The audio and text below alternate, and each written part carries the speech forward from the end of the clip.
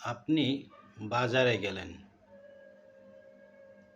বাজারে গিয়ে বাজার করলেন, বাজার করা শেষ, দোকানদারকে জিজ্ঞেস করলেন কত টাকা হয়েছে। দোকানদার অ্যামাউন্ট বলে দিল। আপনি পকেট থেকে টাকা বের করে টাকা দেবেন। দোকানদার আপনার দিকে চেয়ে আছে অবাক হয়ে। দোকানদারের চাওয়ার ভঙ্গিমি দেখে আপনি দোকানদারের দিকে চেয়ে থাকলেন আর ভাবলেন, কি ব্যাপার, আমি পকেট থেকে টাকা বের করছি দোকানদারকে দিব, সে এভাবে আমার দিকে তাকিয়ে আছে কেন? আপনি হতবাক। হ্যাঁ, এভাবেই হতবাক হবেন 2050 সালের পরে।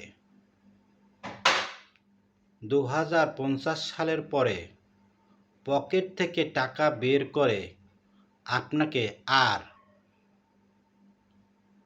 দোকানদারকে টাকা দিতে হবে না। 2050 সালের পরে আসিতে আছে নতুন মুদ্রা লেনদেন পদ্ধতি, যাকে বলা হবে ই মানি অথবা নেট মানি। আপনাকে আর ব্যাংকে যেতে হবে না। তবে হ্যাঁ, ব্যাংকের মাধ্যমে লেনদেন হবে, সেটা হলো আপনার মোবাইল ই মানি অথবা নেট মানির মাধ্যমে, যেটা ব্যাংক সরাসরি তার পরিচালনা করবে। আপনাকে আর ব্যাংকে যেতে হবে না, বিদ্যুৎ বিলের জন্য লাইন দিতে হবে না, লেনদেন করার জন্য লাইন দিতে হবে না, টাকা জমা দেওয়ার জন্য ব্যাংকে যেতে হবে না। সব আপনার পকেট মানি ই লেনদেন এবং নেট লেনদেনের মাধ্যমে হবে।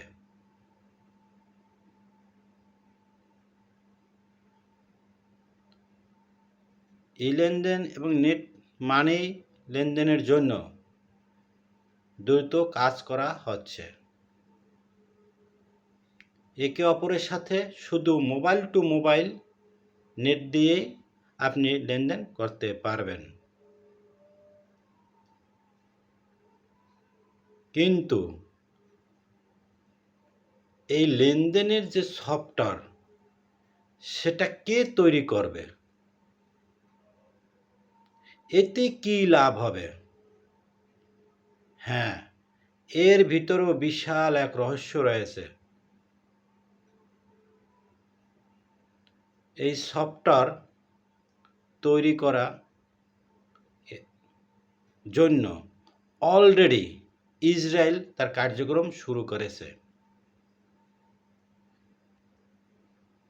পৃথিবীতে কোথাও যেন আর পকেটে টাকা নিয়ে না ঘুরতে হয় বা লেনদেন করতে হয়, তার জন্য এই সফটওয়্যারে কাজ চলছে অতি দ্রুত, যা 2050 সালে কার্যক্রম শুরু হবে।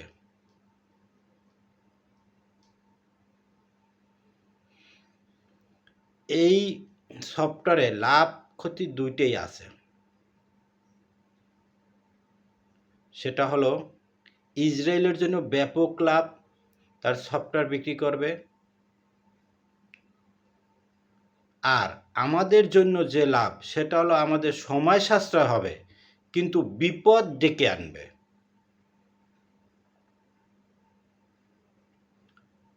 এই সফটওয়্যারের আধিপত্য বিস্তার করবে ইসরায়েল, এবং তিনি সফটওয়্যারের খুঁটিনাটি গোপন বিষয় নিজের হাতে রেখে দেবেন, এবং প্রথমত এই সফটওয়্যার দেবেন তিনি পশ্চিমাঞ্চল এবং আমেরিকায়। ধীরে ধীরে এশিয়া অঞ্চলে বিস্তার করবে। এশিয়া অঞ্চলে বিস্তার করার সাথে সাথেই এই সফটওয়্যারটা গ্রহণ করবে ভারত। ভারত ইসরায়েলের সাথে সম্পর্ক ভালো হওয়ায় ভারতের সাথে ইসরায়েলের আমদানি রপ্তানি বিপুল টাকার হয়ে থাকে। ভারতের এই সফটওয়্যার তাৎক্ষণিক লোভে নেবে।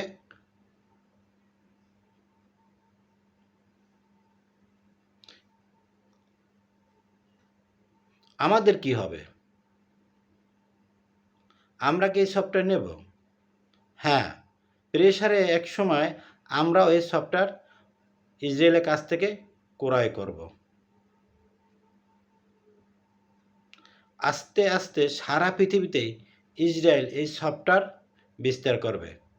তখন ইসরায়েলের হাতে এই সফটওয়্যারের মাধ্যমে সমস্ত পৃথিবীর লেনদেন তাদের হাতে চলে যাবে এবং এই সফটওয়্যার তারা ইসরায়েলে বসেই পরিচালনা করবে। আমরা শুধু সফটওয়্যারের মিডিয়া হব।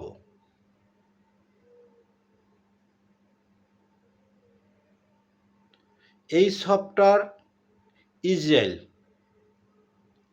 তার হাতিয়ার হিসেবে ব্যবহার করবে। আমেরিকা, ইউরোপ, এশিয়া যখন মোবাইল টু মোবাইল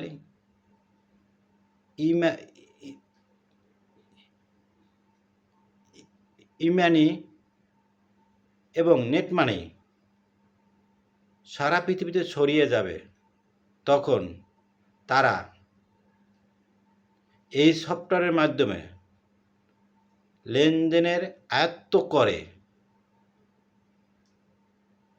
দেশ পরিচালনা করার জন্য তার কাছে যেতে হবে। তিনি তার ক্ষমতা বজায় রাখার জন্য আমেরিকাকে ব্যবহার করবেন এবং সমস্ত পৃথিবী দেখবে তার এই সফটওয়্যার যদি কোনো রকম ফল করে তাহলে তাদের আর্থিক অবস্থা এবং তার দেশের অর্থনৈতিক অবস্থা পঙ্গু হয়ে যাবে এবং এটি অর্থনৈতিক অবস্থার কারণে তার দেশ ধ্বংসের মুখে পড়বে। ইসরায়েল এই সুযোগ নিয়ে তিনি তার পরিকল্পিতভাবে ফিলিস্তিনি দখল করবে, ইউরোপকে তার আয়ত্তে নেবে, আমেরিকাকে তার আয়ত্তে নিয়ে ফেলেছে এবং তার পূর্ব পরিকল্পনা অনুযায়ী গ্রেট ইসরায়েল তৈরি করবে। প্রয়োজন বোধে যে তার কথা শুনবে না তারা ওই দেশকে যে কোনো মুহূর্তে ধ্বংস করে দিতে পারে অর্থনৈতিক অবস্থা দিয়ে।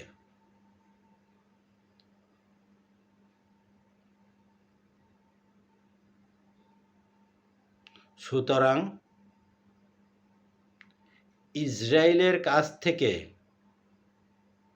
কোনো ইলেকট্রিক পণ্য নিতে হলে, ব্যাংকিং সফটওয়্যার কোনো সফটওয়্যার নিতে হলে অবশ্যই ভাবতে হবে, কেননা তারা যে সফটওয়্যার যা তৈরি করে তার গোপনীয়তা রক্ষা করে এবং কিভাবে ওই সফটওয়্যার ধ্বংস করা যায়, পরিচালনা করা যায়, নিয়ন্ত্রণ করা যায় তা তারা হাতে রেখেই করে। সুতরাং ইসরায়েল থেকে কোনো কিছু ইলেকট্রিক পণ্য কেনার আগে সাবধান হওয়া উচিত।